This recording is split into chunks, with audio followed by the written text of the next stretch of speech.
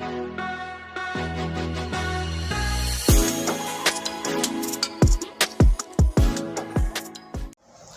Friends, मैं हूं संजय पांडे, आपका मैथमेटिक्स टीचर। आज हम लोग शुरू करेंगे क्लास 10th का चैप्टर नंबर 5 अर्थमेटिक प्रोग्रेशन। उसमें आज हम लोग देखेंगे कि अर्थमेटिक प्रोग्रेशन क्या होता है, कैसे बनता है, इसका पूरा कॉन्सेप्ट समझेंगे। ठीक है ना? तो देखते हैं, आगे बढ़ते हैं। सबसे पहले हम लोग समझते हैं अर्थमेटिक प्रोग्रेशन होता क्या है। तो arithmetic progression is a sequence in which terms increase or decrease regularly by same constant. मतलब ये है कि अर्थमेटिक प्रोग्रेशन एक सीक्वेंस होता है जिसमें जो टर्म्स होते हैं वो या तो इंक्रीज होते हैं या डिक्रीज होते हैं। ठीक है ना? टर्म्स या तो इंक्रीज होते हैं या डिक्रीज होते हैं, और रेगुलरली ऐसा होता है बाय सेम कांस्टेंट के थ्रू। या दूसरी तरह से ऐसे समझ सकते हैं कि AP यानी arithmetic progression is that number list of numbers in which the first term is given and each term is obtained by adding a fixed number. मतलब ये है कि अर्थमेटिक प्रोग्रेशन नंबर की लिस्ट है। ठीक है ना? उन नंबर्स की लिस्ट है जिसमें फर्स्ट टर्म गिवन होता है और हर एक टर्म को ऑब्टेन करने के लिए एक फिक्स्ड नंबर को उसमें ऐड करते जाते हैं। क्या करते जाते हैं? फिक्स्ड नंबर को ऐड करते जाते हैं। जैसे एग्जाम्पल के तौर पर आप ये देखें कि एग्जाम्पल एक ले लेते हैं। मान लीजिएगा ये 3 है। ठीक है ना? ये फर्स्ट टर्म आपका है। इसमें अगर नेक्स्ट हमें ऐड करना है तो एक फिक्स नंबर, मान लीजिएगा कि इसमें हम 3 ही ऐड कर रहे हैं। ठीक है? तो फिर आगे बढ़ेंगे नेक्स्ट नंबर के लिए, तो हम इसमें फिर 3 ऐड कर देंगे। ठीक है ना? फिर नेक्स्ट नंबर लेंगे तो इसमें हम फिर 3 ऐड कर देंगे।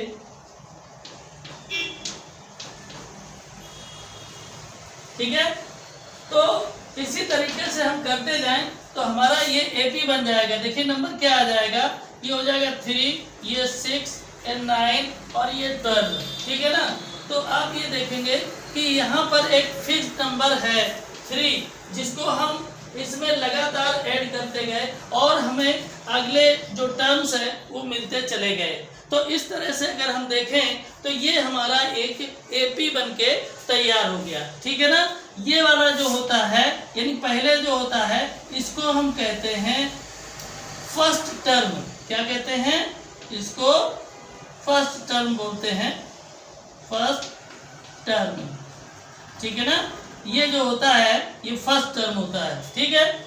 और यहाँ पर अगर हम देखें कोई भी दो आपके नंबर साइमल्टेनियसली, कोई भी 2 नंबर ले लीजिए, उनका अगर हम डिफरेंस देखें, मान लीजिएगा 6 और 9 का हम डिफरेंस देखें तो ये 3 आएगा। ठीक है ना? तो ये जो डिफरेंस आ रहा है वो कोई भी 2 नंबर आप ले लें साइमल्टेनियसली, दोनों का जो डिफरेंस होगा वो 3 ही आएगा। आप ये देखिए यहाँ पर भी देखें तो 3 ही आ रहा है।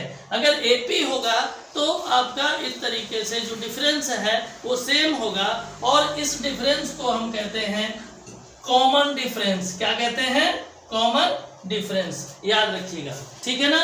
अगर कहीं पर कोई आपको नंबर्स दिए हुए हैं और उसमें कोई भी कॉन्सेक्यूटिव 2 नंबर्स का डिफरेंस अगर निकालते हैं, फिर अगले 2 कॉन्सेक्यूटिव का निकालते हैं, अगर वो इक्वल डिफरेंस नहीं है, इसका मतलब है कि वो जो नंबर की सीरीज है वो AP नहीं है। ठीक है? तो यहाँ आपको समझ में आ गया होगा कि किस तरह से हम AP को कंसीडर करते हैं, समझते हैं। चलिए बढ़ते हैं आगे। तो जो फर्स्ट टर्म होता है उसको हम A से डिनोट करते हैं। फर्स्ट टर्म को हम स्मॉल a से डिनोट करते हैं। कॉमन डिफरेंस को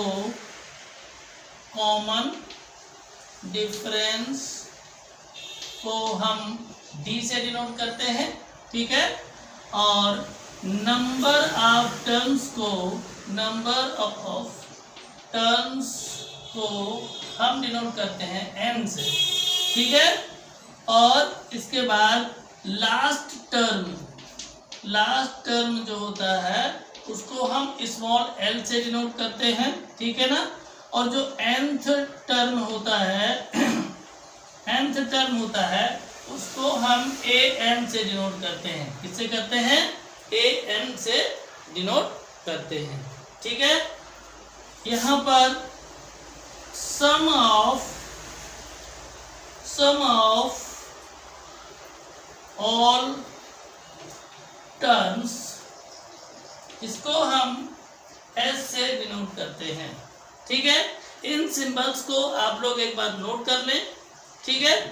और ताकि आगे बढ़ने से पहले आपको ये सिंबल्स अगर याद रहेंगे तो हर चीज आसानी से समझ में आएगी। आगे देखते हैं। तो इस तरह से एपी को जब हम कंसीडर करते हैं तो एक सैंपल आपको बनाकर दे देते हैं। फर्स्ट टर्म को ए से डिनोट करते हैं और बाकी हर एक टर्म्स को आगे बढ़ाते जाएंगे, यानी उसमें डी ऐड करते जाएंगे। तो यहाँ पर a प्लस डी हो जाएगा, फिर इसमें एक डी और ऐड कर देंगे तो यहाँ a प्लस 2d हो जाएगा, फिर इसमें एक डी और ऐड कर देंगे तो a प्लस 3d हो जाएगा, ठीक है ना। इसी तरीके से हम करते चले जाएंगे। फिर हम a में यानी nd यानी जितना भी करना चाहें वो कर देंगे तो a प्लस nd हो गया, ठीक है। आप इस चीज को ध्यान रखेंगे। चलिए आगे बढ़ते हैं और देखते हैं nth टर्म को अगर देखें nth टर्म, इसके लिए फॉर्मूला होता है a plus n minus 1 into D, ठीक है। a plus n minus 1 into D, clear. तो इसकी वैल्यू फाइंड करने के लिए ज़रूरी है कि आपके लिए एक हम एग्जाम्पल देते हैं, उसके हिसाब से आपको समझ में आ जाएगा कि nth टर्म कैसे निकालते हैं। मान लीजिएगा ये एक एपी है, एग्जाम्पल के तौर पर ले लेते हैं। क्या है? 12, 18, 24 डॉट डॉट करके, ठीक है। और यहाँ पर इसका जो निकालना है वो ये फर्स्ट टर्म ये वाला क्या हो जाएगा, a इक्वल टू 12 और कॉमन डिफरेंस यानी 18 और 12 का कॉमन डिफरेंस अगर निकालेंगे तो कॉमन डिफरेंस के लिए ध्यान रखिएगा कि आपका ये second term minus first term होता है। क्या होता है? Second term minus first term. First term minus second term नहीं होता है, याद रखिएगा। पहले second term minus first term. अगर इधर आते हैं इसको लेते हैं तो third term minus second term, ठीक है, इस तरह से। तो second term minus first term कितना हो जाएगा? 6, क्लियर। मान लीजिएगा कि n की वैल्यू आपकी दी हुई है कितनी? 10, क्लियर। तो अब आपको निकालना क्या है? 10th term. n की वैल्यू जितनी दी n की जगह अगर यहाँ रखेंगे तो क्या हो जाएगा? 10th term. तो 10th टर्म इक्वल टू, यहाँ देखिए a की जगह पर क्या रखेंगे? 12 प्लस n की जगह पर ये नंबर है 10 माइनस 1 और d की जगह पर क्या रखेंगे? 6, ठीक है। अब इसको सॉल्व कर लेंगे तो 12 और ये 10 माइनस 1 9 हो जाएगा इंटू 6, ठीक है। तो ये 12 हो जाएगा, 6 का 9 में मल्टीप्लाई कर देंगे तो क्या आ जाएगा? 54। अब इसको ऐड कर दीजिए, ऐड कर देंगे तो 4 और 2 6 हो जाएगा, 5 और 1 6 हो जाएगा, 66 आ गया, ठीक है। तो इस तरह से जो 10th टर्म होगा वो क्या होगा? 66। तो आपको ये समझ में आ गया होगा। चलिए आगे बढ़ते हैं और देखते हैं नेक्स्ट। कभी कभी ऐसा भी दे देता है, कहता है कि right first 4 term of the AP. यहाँ लिखेंगे, एग्जाम्पल एक ले लेते हैं। इफ a इक्वल टू 10, या अगला ले लेते हैं a equal to 4, a equal to 4 and d equal to -3, d equal to -3। अब इसमें कहा गया है कि right first 4 terms, right first 4 terms, ठीक है ना,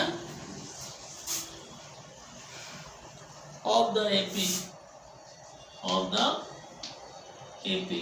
ध्यान से देखिए, सबसे पहले हम करेंगे क्या, फर्स्ट 4 टर्म्स लिख लीजिए, हमने लिखवाए हैं आपको कैसे, पहला ए, दूसरा a प्लस डी, तीसरा a प्लस 2d, चौथा a प्लस 3d। हो गया ना, 4 ही पूछा है तो 4 लिख दीजिए। अब a और d की इसमें वैल्यू रख दीजिए, तो a की वैल्यू 4,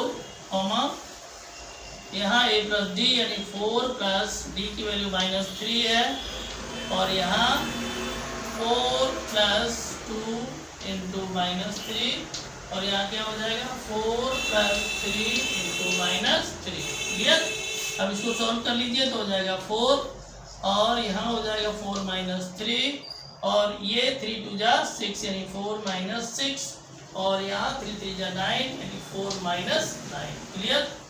आगे देखेंगे तो ये हो जाएगा 4, ये हो जाएगा 1, ये हो जाएगा -2, और ये हो जाएगा -5। ठीक है, ये फर्स्ट 4 टर्म्स हो गए। अगर इस तरह से आपका क्वेश्चन आएगा तो उसके फर्स्ट 4 टर्म आप लोग इस तरह से लिख देंगे, कोई प्रॉब्लम नहीं है ना। चलिए आगे देखते हैं। अब देखिए ध्यान से, अगर मान लीजिएगा हमें बहुत सारे टर्म्स दिए हुए हैं, उनका सम निकालना है, तो सम निकालने के लिए हमारा फार्मूला होता है s = n/2 in bracket 2a + n-1 into D. ठीक है ना। यहाँ पर कहीं कहीं पर SN भी लगा होता है, तो उसमें और इसमें कोई डिफरेंस नहीं है, परेशान ना हो। ठीक है। अब देखिए इसका एक एग्जांपल ले लेते हैं कि सम किस तरीके से निकालते हैं। तो इससे रिलेटेड एक एग्जांपल लिख लेते हैं। Find the sum of